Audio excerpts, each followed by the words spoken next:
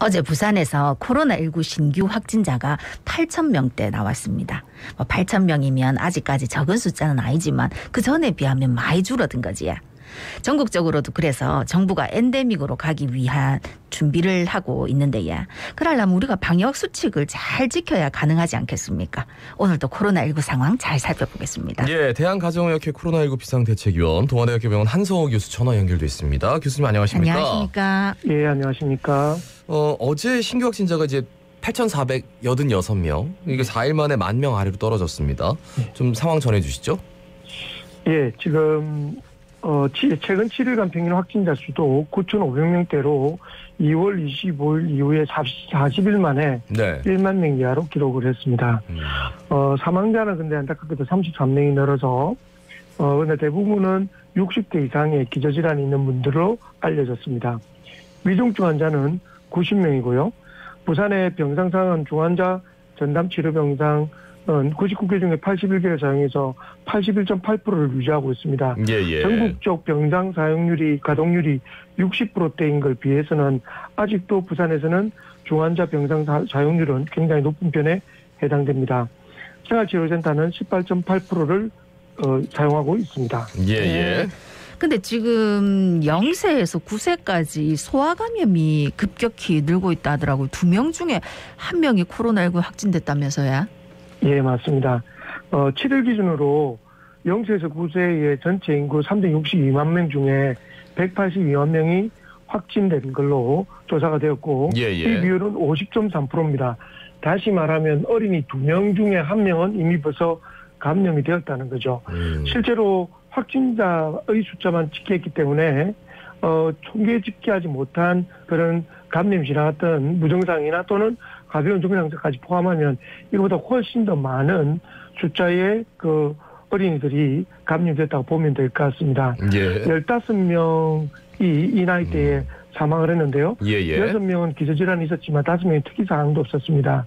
그 이유 이제 이러한 그 확진자가 타일 연령에 비해서 높은 이유는 이 나이대에 소아는 특징적으로 그 어떤 케어, 그러니까 돌봄이 필요한 나이라는 거죠. 예. 그래서 다른 연령대의 분들과 밀접적으로 접촉을 하는 데다가 어린이집이나 그 어린이 보호센터 같은 그런 곳에서 네네. 보통 낮에는 생활하기 때문에 이 감염이 확산될 확률이 굉장히 높은 환경에 있다는 것도 중요하고요. 그리고 면역도 다른 나이에 비해서 낮은 것이 원인으로 판단되고 있습니다.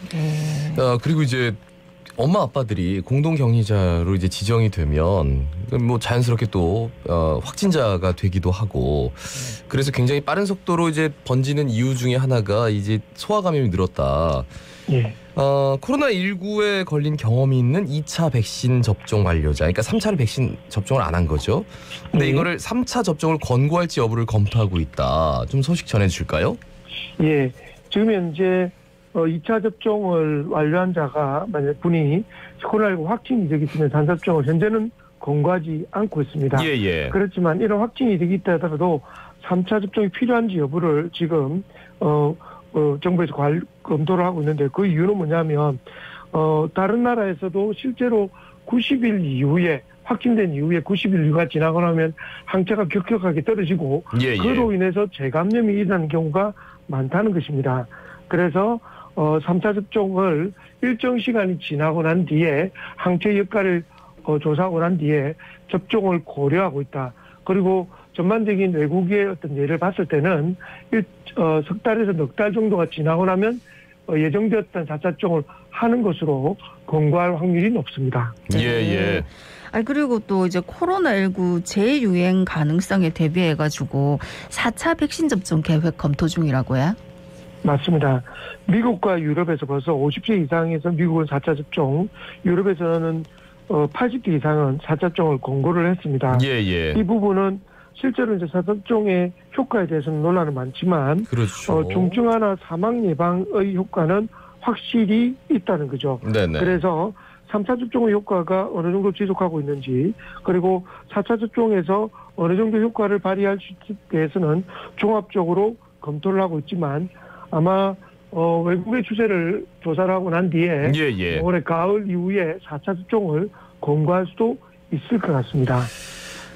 근데 4차 접종 아이고 참 이 여러 가지 논란이 또 있을 것 같아요. 예. 근데 사실 미국은 워낙 그 의료비가 비싸잖아요. 이렇게 걸리면 맞습니다. 뭐 도망을 다닌다 이런 얘기가 있더라고요. 그런데 우리나라는 당장 동네 병원에서 관리가 좀 되는데 그래요. 검토 중이다. 그리고 예. 이전에는 뭐 강제해서 백신 패스하는데 권고한다. 뭐 이런 식으로 조금 완화된 것 같긴 한데 또 한 가지 좀 주목되는 게 이스라엘에서 가장 뭐 예. 빨리 뭐 3차 접종도 하고 4차 접종까지 했는데 여기에서 연구를 했어요. 고령층 오미크론 변이 감염 예방 효과가 4주에서 8주에 그친다. 이런 연구 결과가 나왔는데 예. 야 그러면 4주에서 8주 같으면 백신 또 맞아야 되나 이런 좀 무용성에 대한 논란이 있을 것 같아가지고 어떻게 예. 보세요? 맞습니다. 이스라엘이 지금 4차 접종을 가장 우선적으로 선제적으로 시행했던 나라이기 때문에 그렇죠. 이런 연구 데이터가 나온 것 같습니다. 그런데 이제 이 연구 결과가 굉장히 유력한 그 의학지에 지금 실렸는데요. 네네. 말씀하신 것처럼 추가 접종으로 인해서 4차 접종으로 그 감염을 예방하는 효과는 실제로 4주부터 약해져서 8주 이후에는 거의 사라진다. 굉장히 충격적인 이야기입니다. 그렇죠. 그렇다면 굳이 4차 접종을 할 필요가 있을까라는 고민을 할 수밖에 없는데요.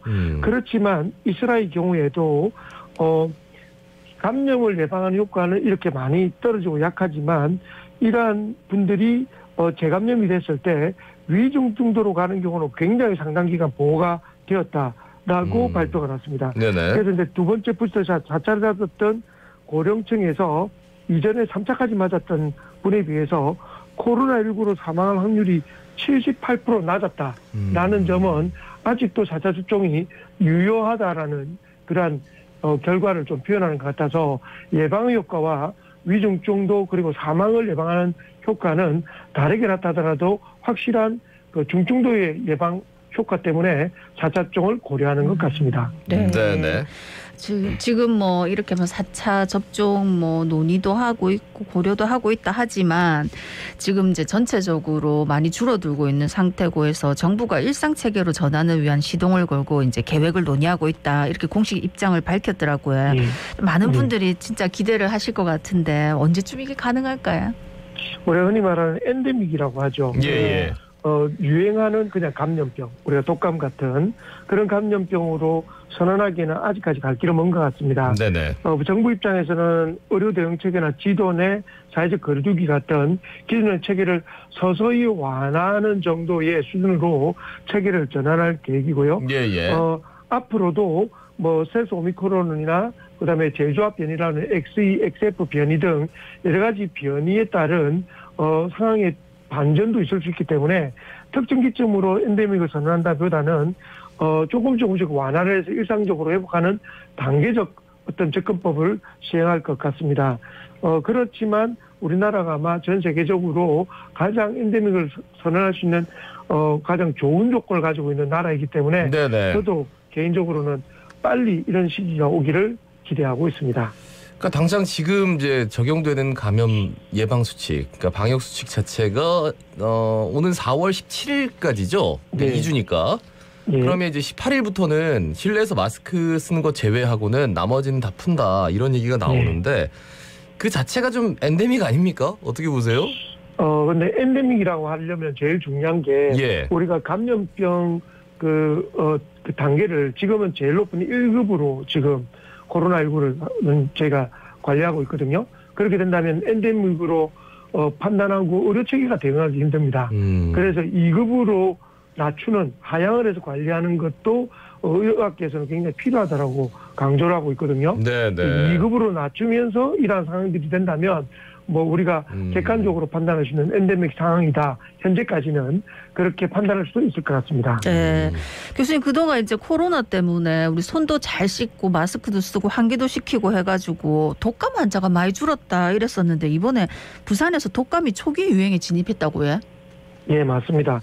사실 2년 동안 거의 독감이 없을 정도로 맞아요. 환자가 없을 정도로 굉장히 시민의 그 위생의식이 높아졌죠. 네. 그렇지만 부산의 경우에 지금 인플루엔자 분열이라고 1000명당 지금 환자 수가 굉장히 높아서 5.8이니까 6명 정도 의심 환자가 있으니까 유행을 의심하는 정도의 수준까지 와 있습니다. 이러한 부분들은 아마 뭐 기존의 마스크 착용, 손 소독, 환기 등 위생 개념이 역시 철저히 지켜왔는데 요즘에 사회적 거리두기 완화로 점점 이런 것들이 희석해지고 있다. 네. 오히려 또 이런 그 환자의 폭발과 함께 우리가 이런 부분들도 역시 좀 희석하고 좀 네네. 이전으로 돌아가고 있다는 것을 반증하고 있는 것 같습니다. 그래요. 우리 손 이제 요즘 안 씻나 봐요. 제가 또 강조를 너무 안 했네. 올해부터 다시 강조하겠습니다. 다시 강조하셔야 될 것 같아요. 예, 대한가정의학회 코로나19 비상대책위원 동아대학교원 한성호 교수였습니다. 교수님 고맙습니다. 고맙습니다. 네, 고맙습니다.